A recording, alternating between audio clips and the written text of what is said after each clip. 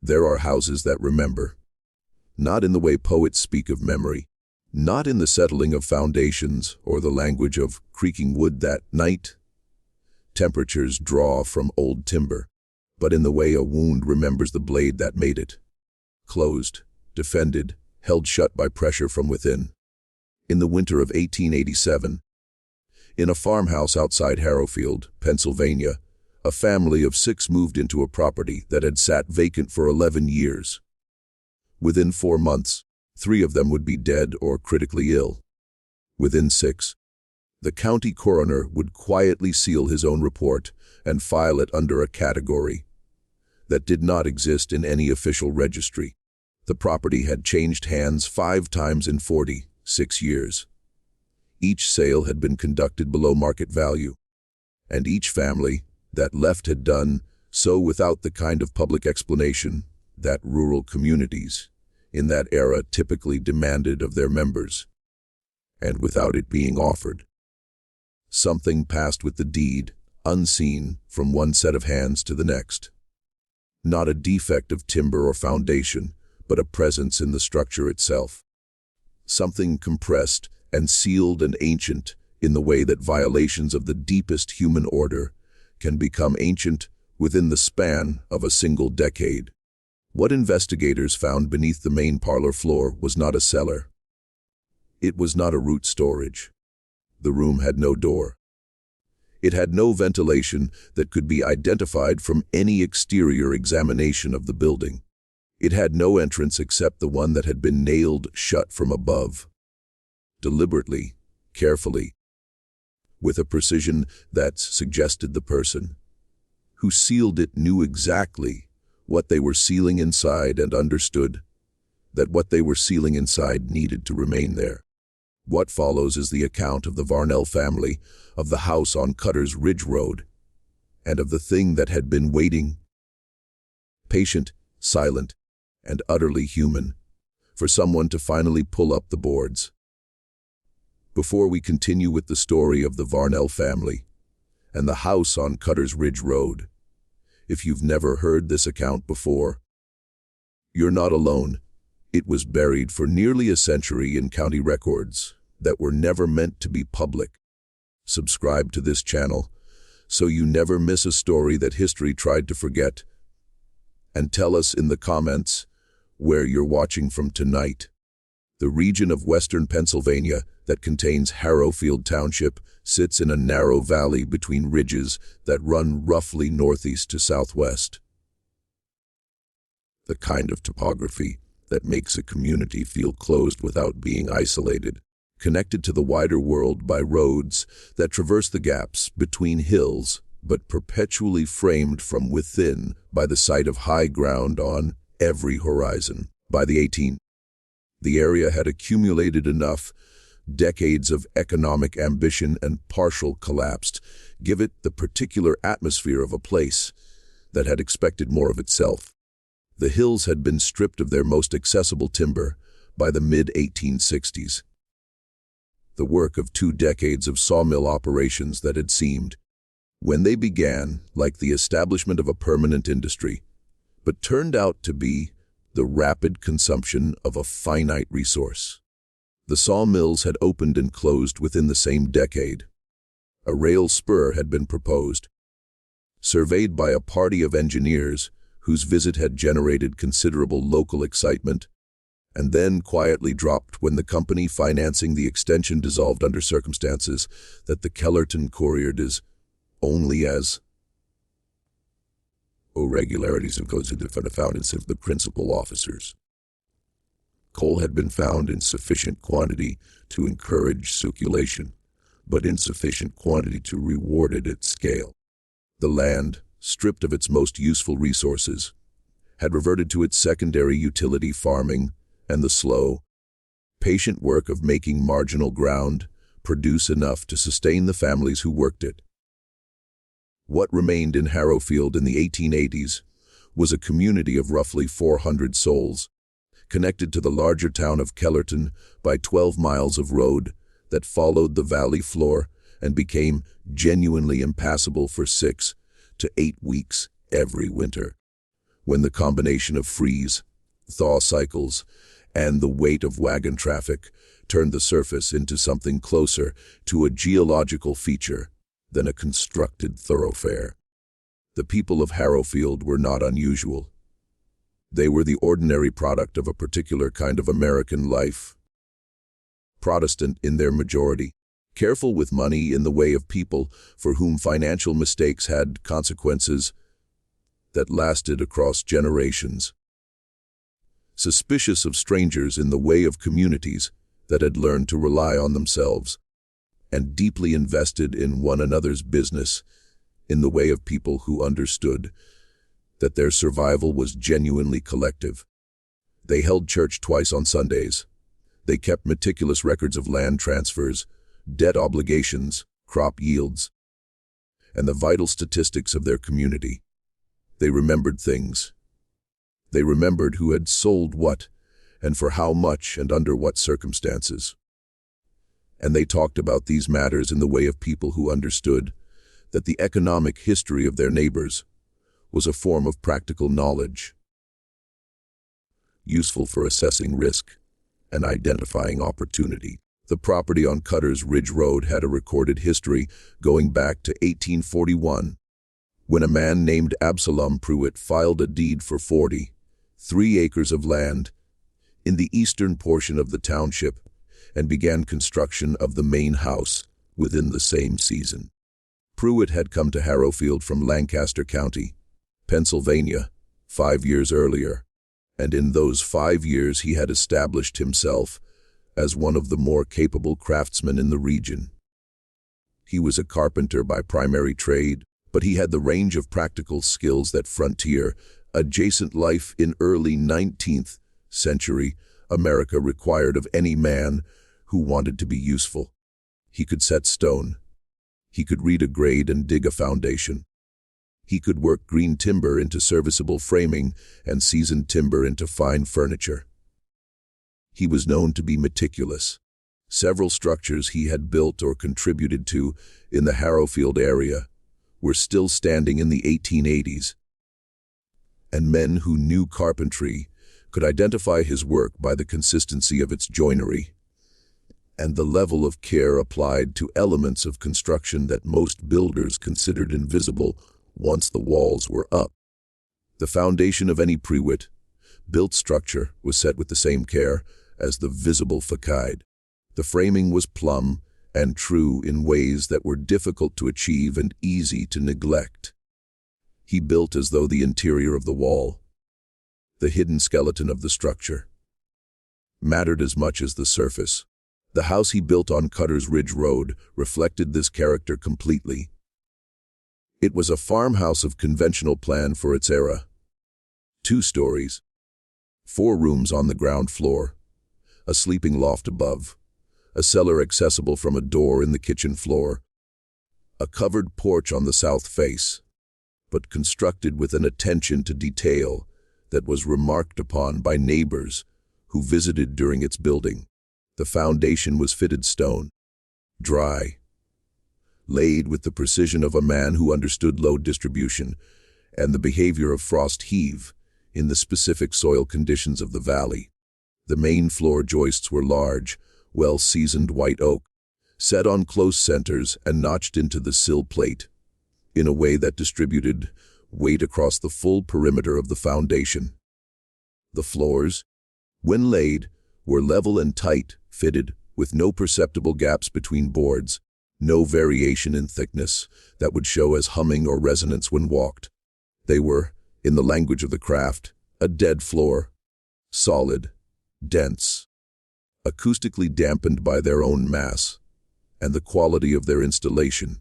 Pruitt lived on the property with his wife Constance and their 4 children from the completion of the house in late 1842 until 1858, when he sold to a family named Doherty and moved west with what his neighbors described years later, in various recollections, as a degree of urgency that was out of proportion to any visible circumstance. There was no public conflict. There was no financial crisis that anyone could identify.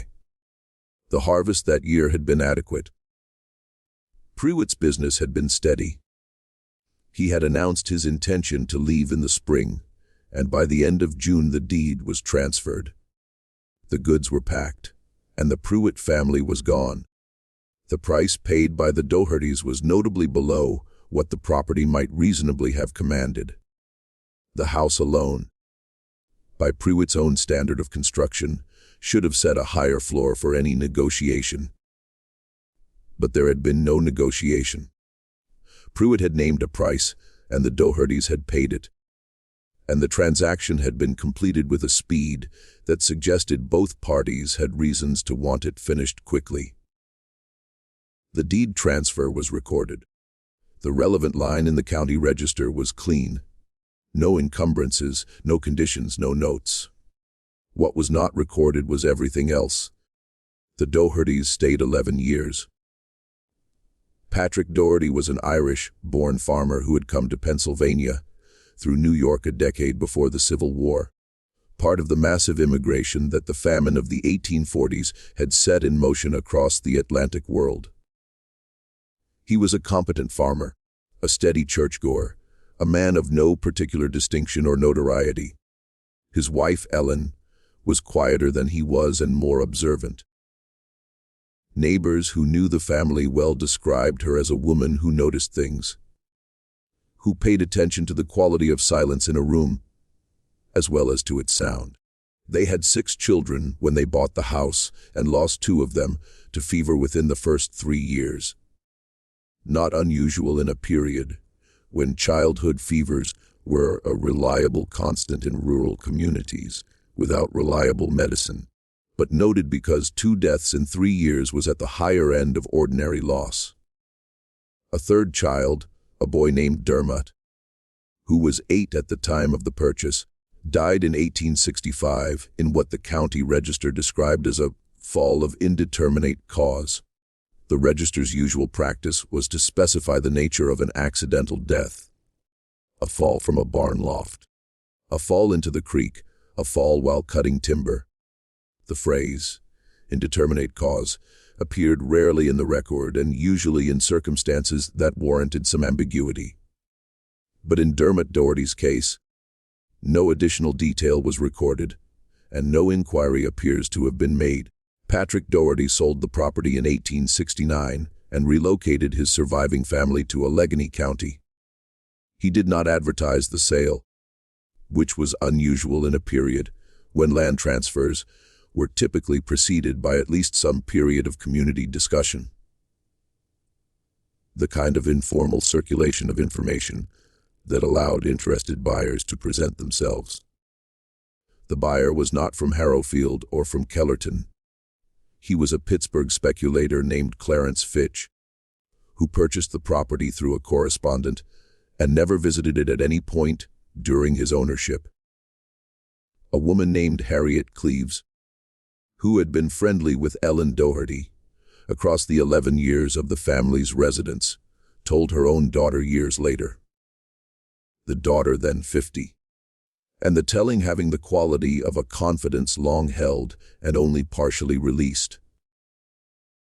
That Ellen Doherty had wept when the day of departure finally came, not from sadness about leaving a place she had loved.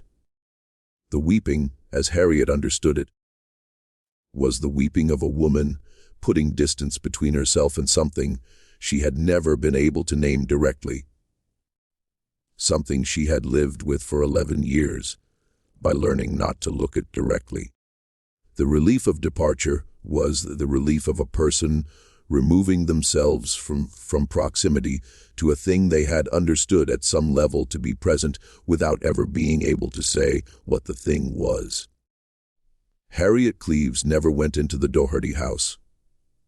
She had visited it twice in the early years of their tenancy, for the kinds of social calls that rural women exchanged, and she had not gone back. She told her daughter that there was a room in that house, the parlor with the eastern wall, that she had never been able to sit in comfortably, even for the duration of a visit. Not because of anything visible, not because of anything she could name. She said it was the quality of the air in that room. She said it sat in the chest differently than air in other rooms, in other houses. She said she had thought about this for many years after, and the closest she had been able to come to a description was that the air felt used. Like air that had been breathed so many times, by so many people under conditions of such extremity that it had taken on a character of its own. Not simply stale, but altered, expressed into a different shape by the force of what had passed through it. Harriet was a practical woman of no mystical inclinations. She found her own description embarrassing and said so, but she had lived for 70 years by trusting what her body told her about spaces and situations. And her body had told her consistently across 2 visits to that parlor that something in the air of that room was wrong in a way that had nothing to do with ventilation or season. She did not know what was beneath the floor. She only knew what she had felt, and she had felt it was not right. The property sat vacant from 1869 to 1880, during which time Clarence Fitch paid the county taxes without apparent interest in the land's productive use. In 1880, he sold it to a Harrowfield farmer named George Utterback for a price that was again below what the county assessor estimated the land's value to be. Utterback used the acreage for grazing, running a small herd of beef cattle on the grass that had reclaimed the fields during the vacancy, and declined to inhabit the structure. When asked by neighbors why he was not making use of the house, he provided different explanations at different times. The house needed too much work. The house was in the wrong location relative to his other holdings. The house was cold in a way that had nothing to do with the season and everything to do with some quality in its construction that he had never been able to identify. He was not a man given to imprecision. He was a farmer of the methodical and economically rational type that the region produced in abundance. His reluctance to inhabit a structurally sound farmhouse on productive land he owned was, to people who knew him, inconsistent with his established character. No one pressed the question very hard.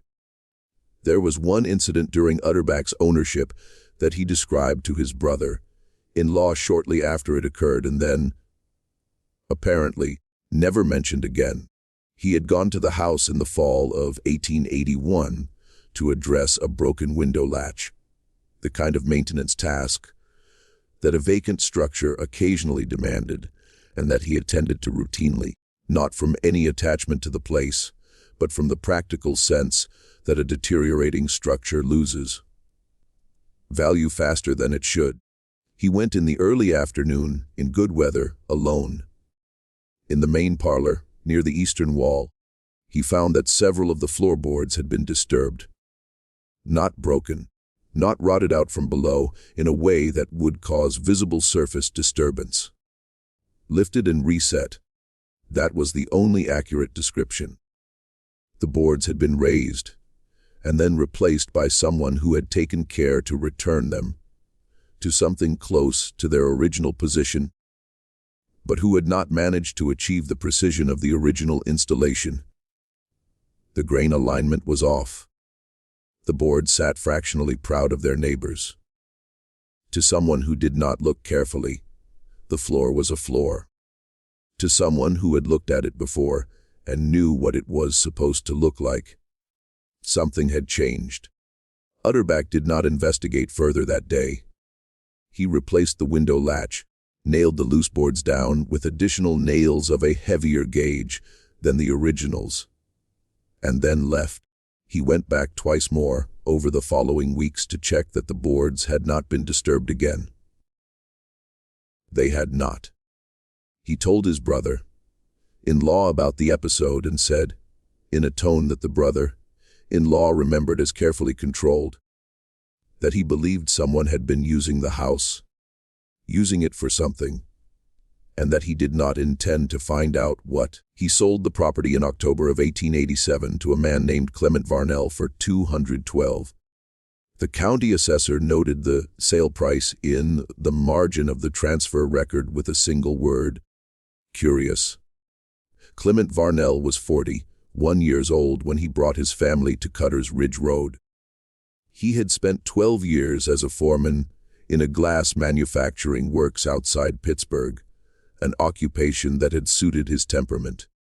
The work required systematic attention to process, the ability to manage a crew of men without either friction or subservience, and a tolerance for the constant low-level danger of molten material and extreme heat. He was good at the work, and the work had treated him fairly until the contraction in orders that followed a shift in the regional economy and the management decision to reduce the workforce by a quarter, which removed Clement Varnell from a job he had expected to hold until he chose to leave it. The severance was modest. The family's savings were adequate for a period of transition. His wife's cousin had mentioned in passing a property in western Pennsylvania that could be had cheaply. The cousin had heard of it secondhand and did not know its history in any detail. Clement had gone to look at it alone in September of 1887 and had walked every room, pressed his thumb into every visible joint, and looked at the foundation from every angle the exterior permitted. He found it sound. He found it better than sound. He found it the work of a builder who had approached the craft with the same systematic seriousness that Clement had always applied to his own work. And he recognized in the structure the evidence of a mind that he understood intuitively. He did not ask about the price. He did not negotiate. He paid the asking price and moved his family in within 6 weeks. It was the most significant practical decision of his life, and he made it in the way that competent men of his era frequently made significant decisions, on the basis of what he could see and verify, without sufficient attention to the question of what he could not see. Margit Varnell was 37, a woman whose parents had come from the Dalarna region of Sweden in the early 1850s, settling first in New York and then following the Swedish migration corridor southwest into Pennsylvania's industrial belt. She had grown up bilingual, and Swedish remained the language of her emotional interior, even after decades of American life had made English the language of her daily world. She was quiet in the specific way of someone who had learned that observation was more useful than speech. She watched situations develop and formed her assessments privately before committing them to language, which meant that when she spoke, it was usually to say something that she had already thought through with care. She was, by the standards of her community, an unusually self-possessed woman, neither dependent on her husband's certainty nor threatened by it, capable of forming and holding her own conclusions without requiring his validation. Their oldest child, Ald, was 17, a broad-shouldered, deliberate young man who had inherited his father's practical intelligence without his father's tendency toward decisive commitment. Ald thought carefully before he acted, which made him cautious in situations that called for speed, but thorough in situations that rewarded patience. He was the child who most closely resembled Clement in the physical sense, and least resembled him in temperament. Their second child, Lena, was 14, bookish, in the way that rural girls of the era could occasionally manage when a school was close enough to reach in decent weather, and a parent valued education enough to make the effort. She had her mother's observational quality, but a greater willingness to speak what she observed. The two youngest children were boys, Oscar and Per, 9 and 7, named for grandfathers on the Swedish side of the family, in a way that Margit's parents had understood as the proper acknowledgement of roots in a country they would never return to. The family arrived in November and spent the first weeks in the practical absorption of a household establishing itself in a new place. Clement and Ald worked on the outbuildings, which needed more attention than the house itself. The barn roof had a section where the boards had warped away from the rafters, and 3 of the fence lines required new posts where the originals had rotted at the ground line. The house itself needed cleaning more than repair. Margit and Lena worked through it room by room with a systematic thoroughness that a woman of Margit's upbringing brought to such tasks, removing the accumulated residue of 11 years of vacancy.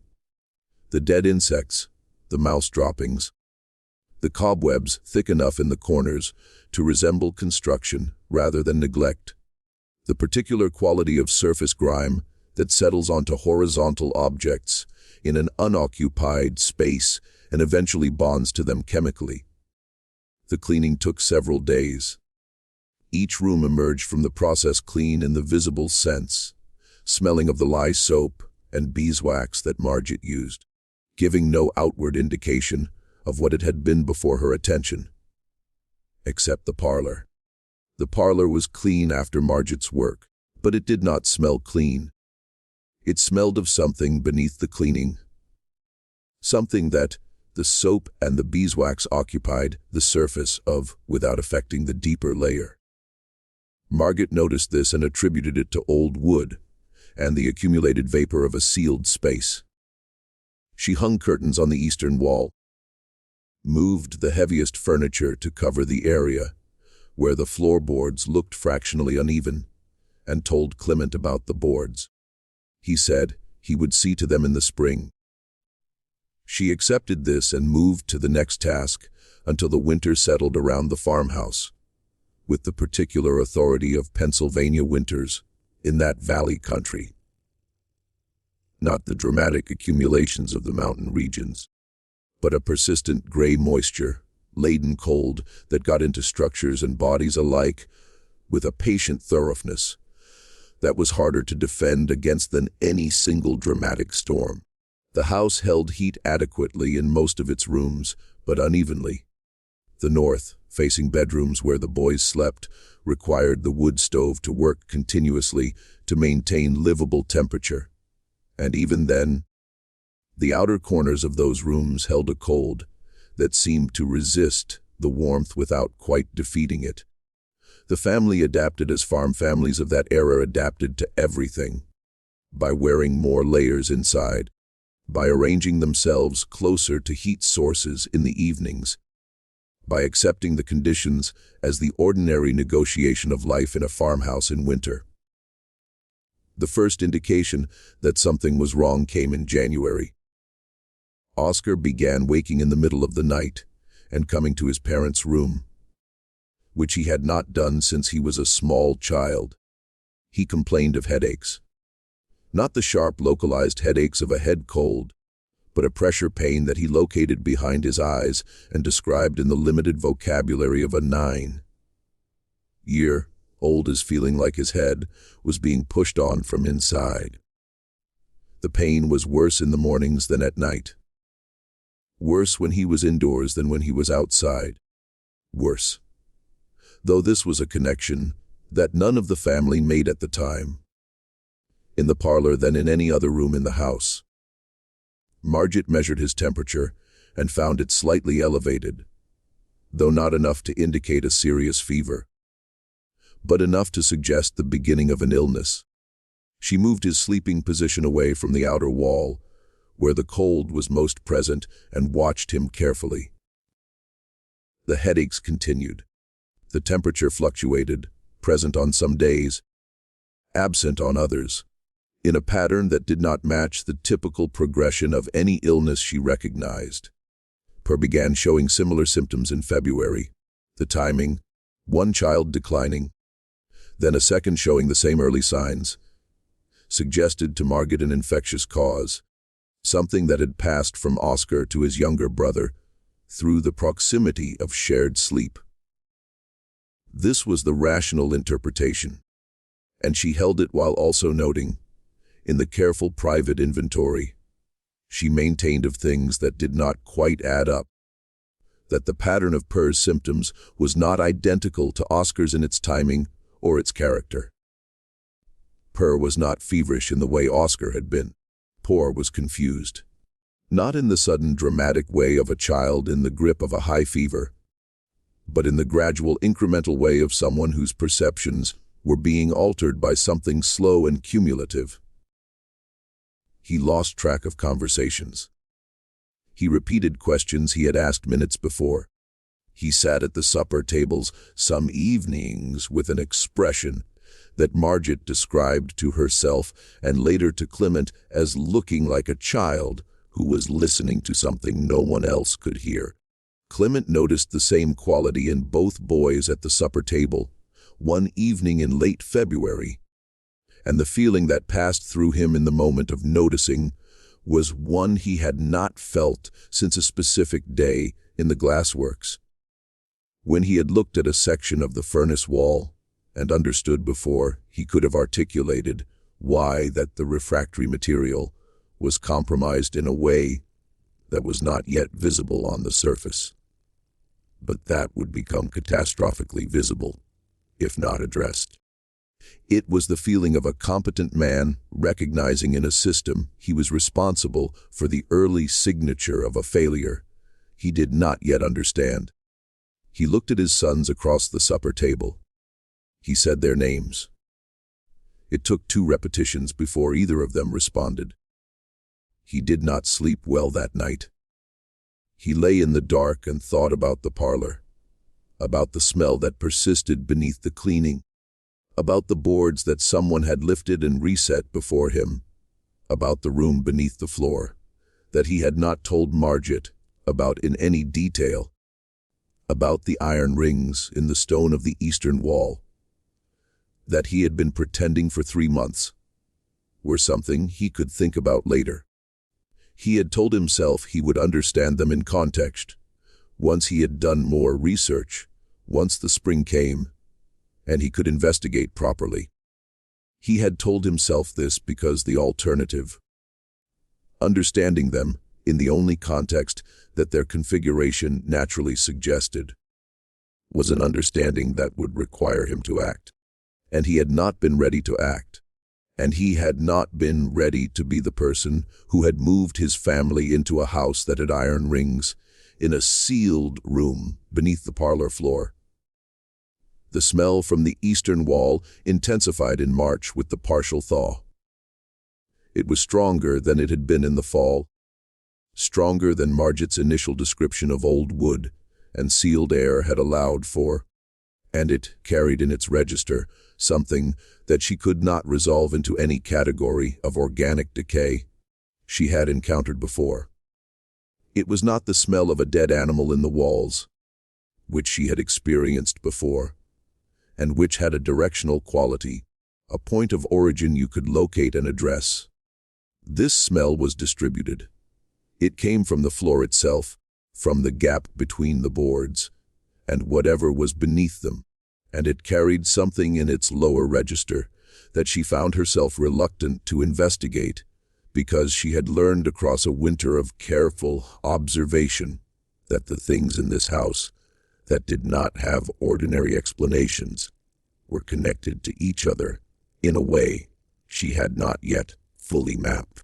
She told Clement the smell required addressing. Clement agreed. On the morning of March 19, 1888, he and Ald moved the furniture away from the eastern wall and began to examine the floor. What they found in the first 15 minutes was enough to stop both of them in silence. The boards nearest the wall had been opened before. Not once, but multiple times. The evidence was visible in the nail patterns if you knew to look for them. The original nailing was consistent, regular intervals, the same gauge throughout, the work of a careful hand. Over those original nail holes, 2 subsequent sets of nails had been driven, each at slightly different intervals, each of slightly different gauge, each penetrating the boards in positions that almost, but not quite matched the original. Someone had opened the floor at least twice after the original installation. Someone had replaced the boards each time, pressing them back into position with enough care to make the disturbance. Not obvious, but not enough care to restore the original precision. The grain alignment was off by fractions. The boards sat slightly proud of their neighbors. To Clement's eye, the eye of a man who had spent his working life assessing the precision of other men's work, the discrepancies were unmistakable. He pried up the first board. The smell that came up from below was a concentrated version of what had been diffusing through the floor for months. The same character, but without the dilution of the boards and without the filtering effect of the wood in the gaps. It was enough to make Ald step back and press his sleeve to his face. Clement did not step back. He pried up the second board and the third. He called for Ald to bring a lantern. The lantern, held down through the opening on its chain, cast its light into a space that was not a crawl space, not a cellar, not anything that the standard vocabulary of residential construction had a comfortable term for. It was a room of deliberate, considered dimensions, approximately 8 feet in one direction, and what appeared to be 10 or more in the other, the full extent not visible from the opening. The floor was packed earth. The walls were the fitted stone of the exterior foundation only. The same dry, laid construction visible in the exterior foundation walls of the house. The same hand, clearly, the same care. The ceiling was the underside of the parlor floor, reinforced from below with additional joists that ran in the opposite direction to the main floor framing, creating a layered structure that was significantly more massive than the floor above it required for any load-bearing purpose. The additional reinforcement served a different function. It made the floor above denser, heavier, less responsive to sound transmitted through the framing. It made the parlor above quieter from below. Whatever happened in the room below would not be audible to any normal degree in the room above. Along the eastern wall, which was the exterior foundation wall, iron rings were set into the stone at intervals of approximately 4 feet. 3 rings, set into the stone at a height that Clement measured without wanting to be precise about what the measurement meant. At approximately 3.5 feet from the ground, a height consistent with a specific posture, a height consistent with a specific use. He held the lantern steady for a long time and looked at the rings. They were not decorative. They were not functional in any of the ordinary ways that iron rings might be incorporated into a storage space. They were heavy, well mounted, set with the same care as everything else in the structure, set to hold something that pushed against them with sustained force. There was no ambiguity in their purpose, if you allowed yourself to see it. Clement replaced the boards. He told Ald they would discuss it inside. He did not discuss it with Margit or Lena.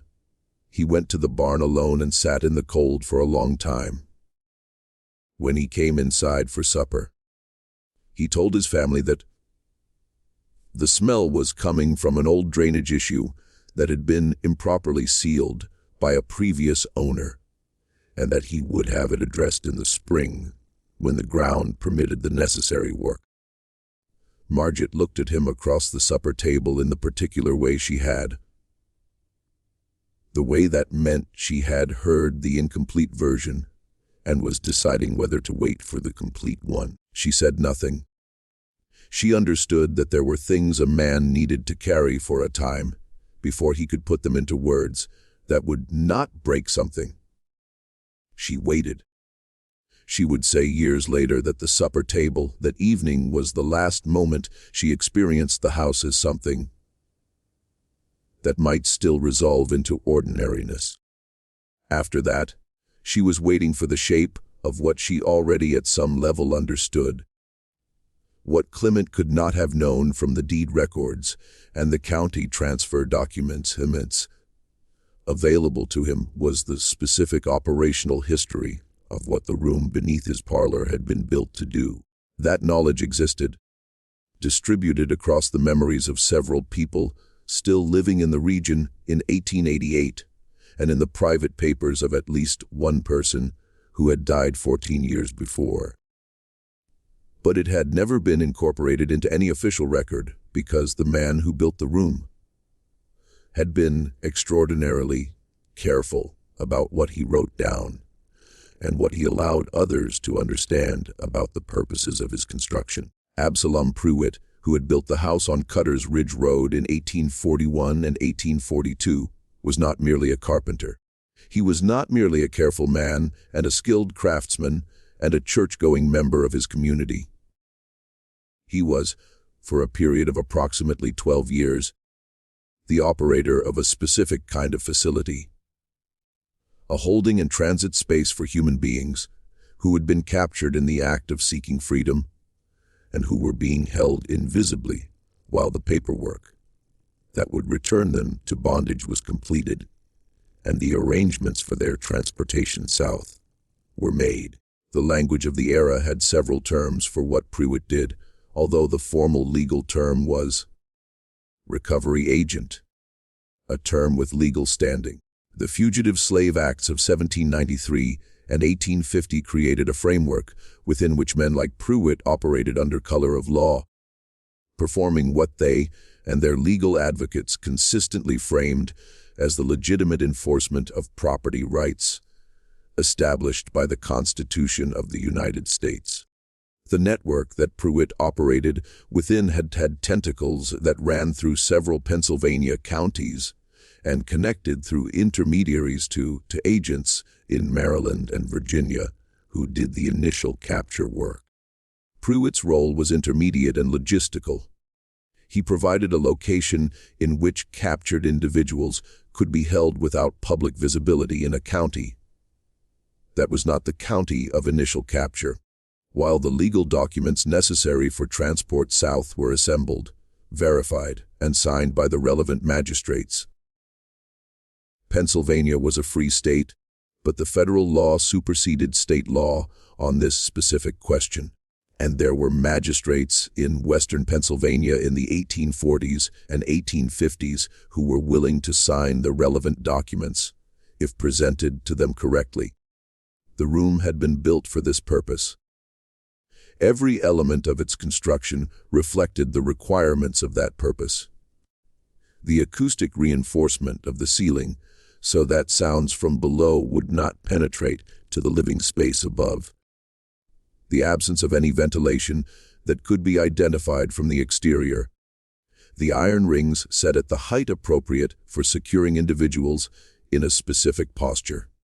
The dimensions large enough to hold several people for several days, but small enough to be invisible in any architectural examination of the structure.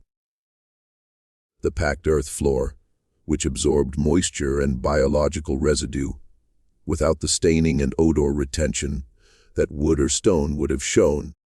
The sealed entrance disguised as ordinary flooring in a room that served the ordinary social function of a parlor. A room where visitors would sit, where the surface of respectability was maintained above a space in which the machinery of that respectability's opposite was concealed. People had been held in that room. The records that Clement would find months later in the packed earth of the southeast corner documented specific transactions.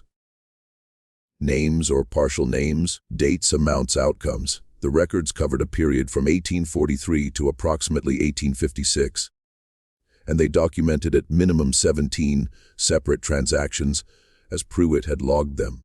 The outcomes column in Pruitt's ledger used 3 categories: returned as arranged, delivered to connection in Hagerstown, and matter closed. The third category appeared 4 times. What matter closed meant in Pruitt's accounting was not defined in the ledger. It was not defined anywhere in the available record.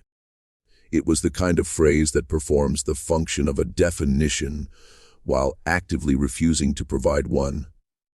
A sealed door, in language serving the same purpose as the sealed boards in the parlor floor.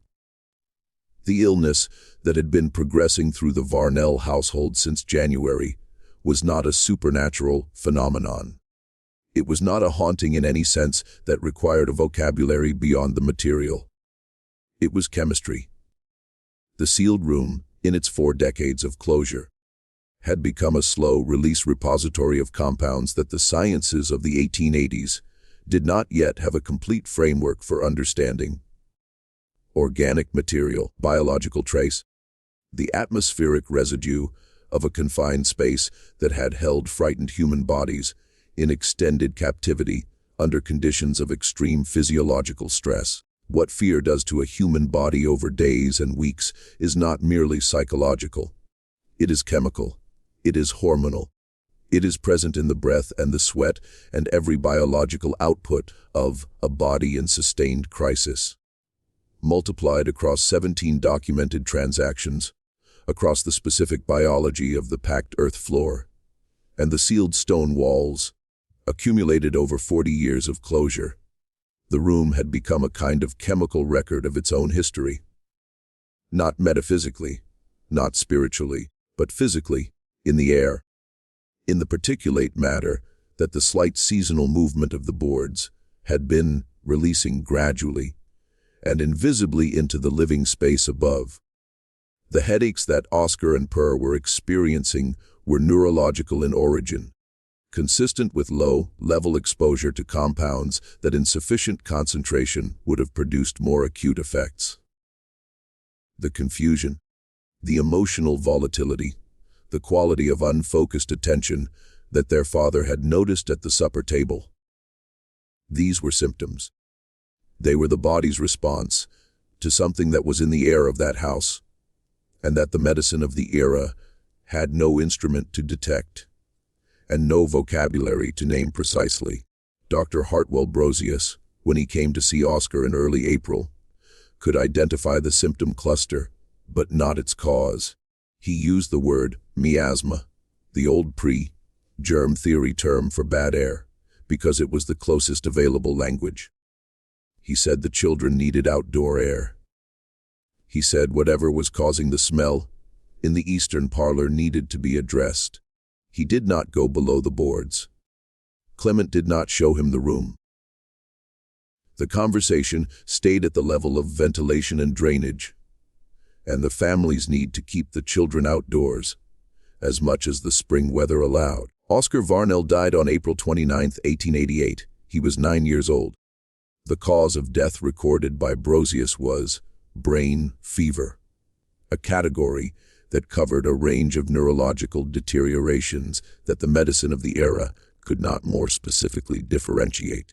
He had been ill for 3 months with a progression that had accelerated sharply in his final 3 weeks, moving from headache and aze and confusion to convulsions and extended periods of unconsciousness that the family watched over without the resources to do anything except be present.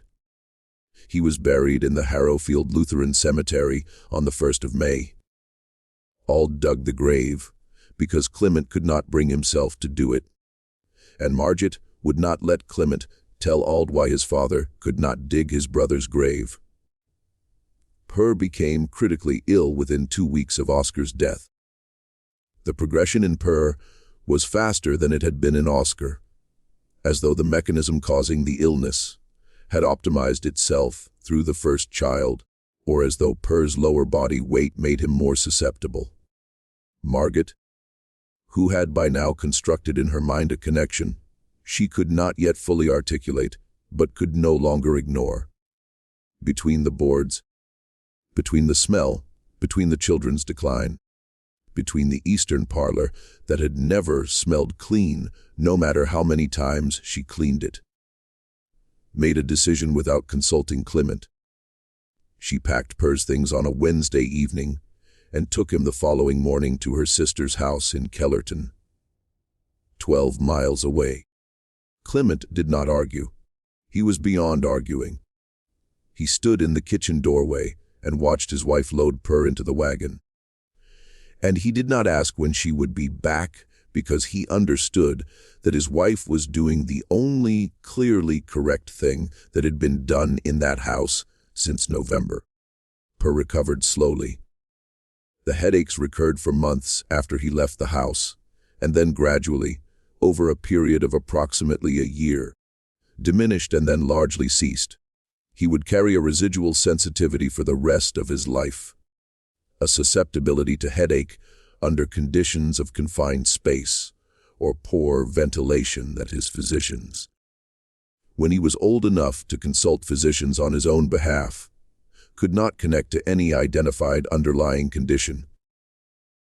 The connection was there, but it existed in the gap between what had happened to his body in that house and what the medicine of his era had the tools to see. Clement remained in the house. Lena remained with her father because Clement would not send her away without an explanation, and the explanation was not yet fully formed. Through April and into May, Lena began showing what Brosius described as nervous exhaustion, a fatigue that was not the fatigue of illness in the conventional sense, but a depletion that was more fundamental, as though the ordinarily available energy of a young body was simply not responding to its usual sources of replenishment. She slept and woke unrefreshed. She sat down to tasks and forgot what she had intended to do. She developed a sensitivity to sound that made the ordinary, acoustic environment of a working farm. The animals, the tools, the noise of weather on the roof.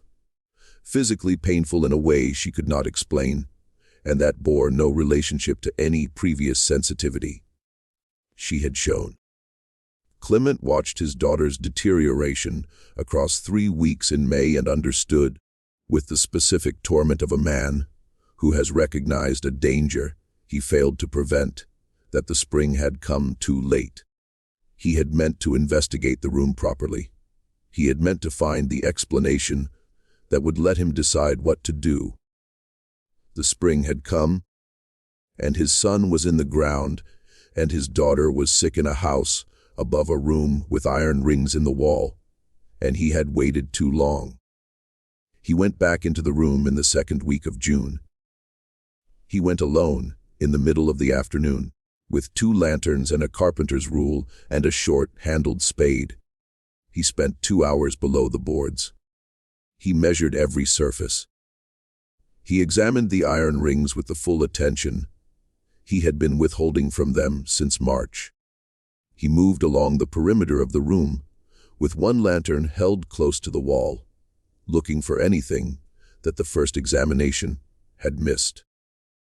In the southeast corner, where the stone of the 2 walls met at 90 degrees, he noticed a variation in the surface of the earth floor. A slight depression, perhaps 4 inches lower than the surrounding grade, approximately 2 feet square, with an edge that was too precise to be natural settling. He took the spade and broke the surface carefully. At 8 inches, the spade struck something that was not stone and not root. He reached into the excavation with his hand and pulled up a cloth-wrapped bundle that had been packed into the cavity with care. The cloth folded over the contents and pressed flat to minimize its profile. The cloth had deteriorated significantly in 4 decades of burial. It came apart in sections as he lifted it, releasing a smell of mold and compressed age. The contents were intact. A collection of folded papers, approximately 40 sheets of varying size, bound together with cord that had decayed to the point of fragility. The papers had been wrapped in the cloth, and then wrapped again in something. A section of old cloth or treated leather, he could not determine which, that had protected them from the moisture of the packed earth with sufficient effectiveness to preserve their legibility despite the decades. He took them to the surface, into the light, and he read them. They were records, not letters, not a personal account, not any form of document that carried the heat of individual emotion. Records, in the manner of a man who had learned to document his professional activities for purposes of legal protection and financial accountability, using the flat transactional language of commerce applied to human beings. Names, where names were available. Physical descriptions, where names were not. Dates, amounts paid by unnamed parties for services rendered. References to other agents and locations. The Chester County connection, the Lancaster agent. Delivered to the party in Hagerstown as arranged. Consigned to the gentleman from Baltimore. References to outcomes in the 3 categories Pruitt used. Returned as arranged. Delivered to Hagerstown. Matter closed. 4 entries in the 3rd category. No elaboration. The ledger covered the years 1843 through 1856, the handwriting consistent throughout. The same small, neat, businesslike hand. The same lack of effect.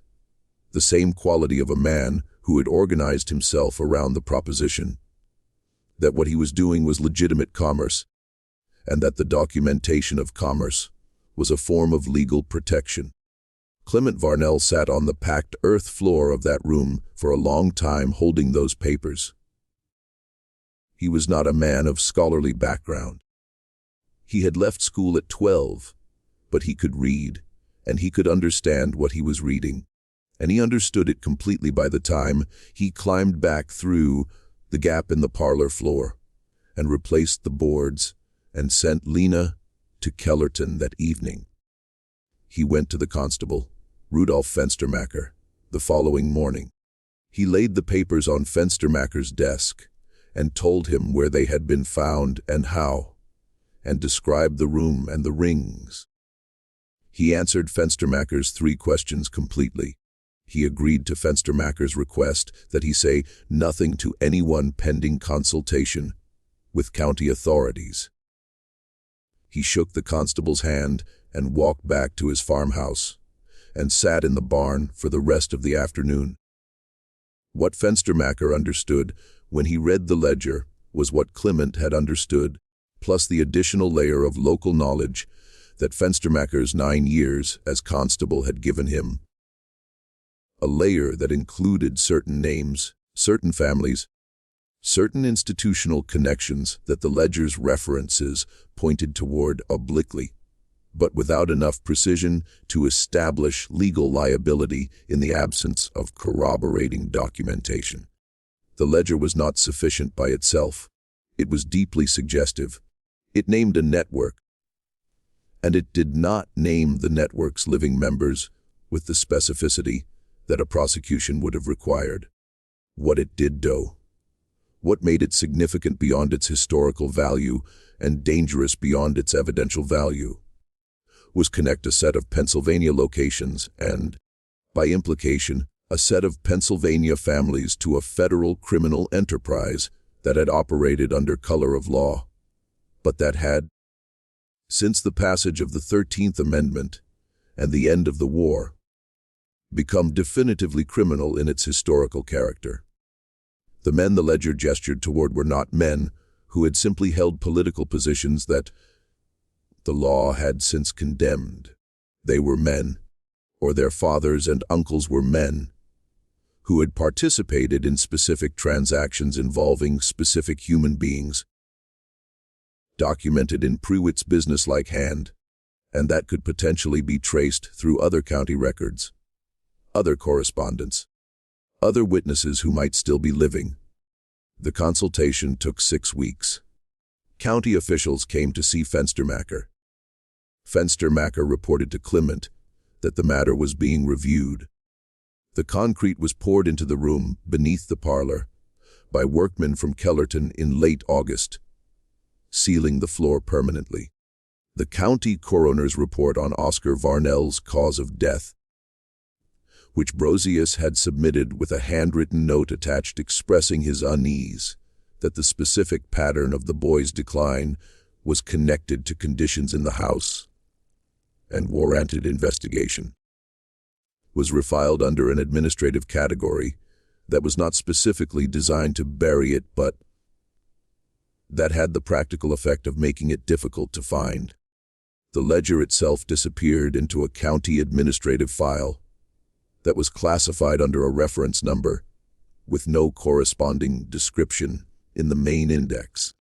Clement received the papers back from Fenstermacher in October with a cover letter from a county administrator whose name Clement could not later recall clearly, explaining that the county had reviewed the documents, found them to be historical in nature, and determined that no current legal proceeding was warranted.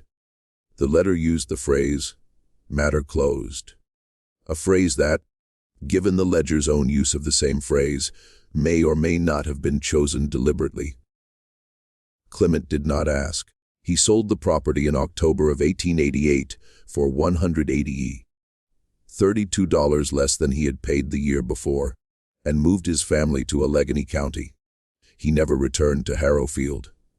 He never spoke publicly about the house or what had been found in it. Margit outlived him by 11 years, in the last year of her life, when she was 69 and confined mostly to the house by the arthritis that had been advancing in her joints for a decade. She dictated a series of letters to Lena, not for circulation, she said, just for keeping. The letters covered the house on Cutter's Ridge Road in a detail and directness that she had never managed in 40 years of living with the experience. She described the parlor on the first day she cleaned it. She described the quality of the air. She described the night she lay awake in the late winter and understood, with a clarity that had come to her all at once, rather than by accumulation, that what she was smelling from beneath the eastern wall was not wood and not drainage. She described the supper table on the night Clement came back from the barn and told them about the drainage problem, and that she had understood that her husband was protecting her from something by not telling her, and that the thing he was protecting her from was something he had not yet found the shape of himself. She described the evening she loaded Per into the wagon. She described Clement's face in the doorway. She wrote, "The worst part was not what had been done in that room. The worst part was understanding that the house had been passed from one family to the next for 40 years, each time a little cheaper than before, and that somewhere in the county, in the township, and in the business of men talking to men in places where women were not present, there had always been people who knew or suspected enough to know that the price reflected something, that the cheapness of the house was not ignorance, that the ignorance was chosen, that what my children breathed was the air of a room that could have been opened decades before we came to it, and that the reason it was not opened was that the opening would have required a conversation that no one was prepared to have." She wrote, "The horror of it was not that something inhuman had been done. The horror was that it had been done carefully by a man who went to church and kept records, knowing that the records were kept not from shame, but from the need to prove that the accounts were settled." She set down the pen after that sentence and did not speak again for some time. And Lena, who was transcribing, waited. Cornelia Faltz was 63 years old in 1927 when a county clerk named Wallace Hederman found the file and wrote to her.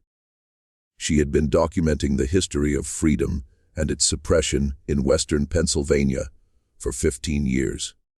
And she had learned in those 15 years to read the administrative record with the specific attention of someone who understood that the most important information in an archive is often the information that has been misclassified. A misclassified file is not necessarily an accident. A file that has been moved from one reference system to another without cross-indexing is not necessarily incompetence. The archive reflects the intentions of the people who organized it. And the people who organized it had intentions that were not always recorded. She had developed across 15 years a finely calibrated sense for the difference between a file that had been lost and a file that had been misplaced in a particular direction. She spent 2 days with Pruitt's ledger and the surrounding documentation. She took careful notes. She identified, from the combination of partial names, location references, dates, and the cross-referencing of those elements against other records she had spent years accumulating, 4 individuals or institutions that could be connected to the transactions in Pruitt's ledger, with what she considered reasonable evidentiary confidence. 2 were deceased. 1 was alive, an elderly man of considerable local standing in a town 30 miles from Harrowfield, a retired businessman whose family name appeared in the ledger in a form consistent with a connection to the Lancaster network, referenced in one of Pruitt's entries. The 4th reference was to a specific building, a property still in existence and operating in a different capacity in 1927 that could be connected to at least 2 of the documented transactions. She wrote a report. She submitted it to a regional historical journal that published work on the pre-war period. The journal accepted it provisionally, then deferred publication pending additional review, then declined it without specific explanation. She submitted it to 2 other academic journals. Both declined. She submitted it to a Pittsburgh newspaper, where an editor expressed genuine interest, then became unreachable. She spent 4 years attempting to place the report in a venue with public reach. And across those 4 years, she watched the specific set of obstacles she encountered and thought carefully about what the pattern of those obstacles told her about who in the region was still invested in the particular silence that the Pruitt ledger had the potential to break. In 1931, she died. Her papers went to her niece and eventually in 1935 to a regional historical society that cataloged them correctly and completely and placed them in a reading room where any researcher with legitimate purpose could access them, which several did across the following decades. Without those researchers, subsequent work achieving sufficient momentum to move the report from the archive into the public record in any durable way. The house on Cutter's Ridge Road burned in 1901 when a barn fire spread in dry conditions and reached the main structure before it could be controlled. The walls that remained standing were pulled down by the new owner. The concrete slab that had been poured in the summer of 1888 was not disturbed. It sat beneath the rubble of the demolished walls and then beneath the accumulated earth of subsequent seasons. Invisible, unmarked in any survey, belonging to no one and everyone. The iron rings were beneath the concrete. The packed earth that had held Pruitt's ledger was beneath the concrete. The specific geography of what had happened in that room over 12 years was preserved in physical terms beneath approximately 3 feet of accumulated material on a piece of land that had been bought and sold and reclassified and renamed until the connection between the surface and what lay beneath it was, to anyone consulting the available records, functionally invisible. Ald Varnell was interviewed in 1939 by Cornelia Faltz's niece, who was attempting to continue her aunt's work.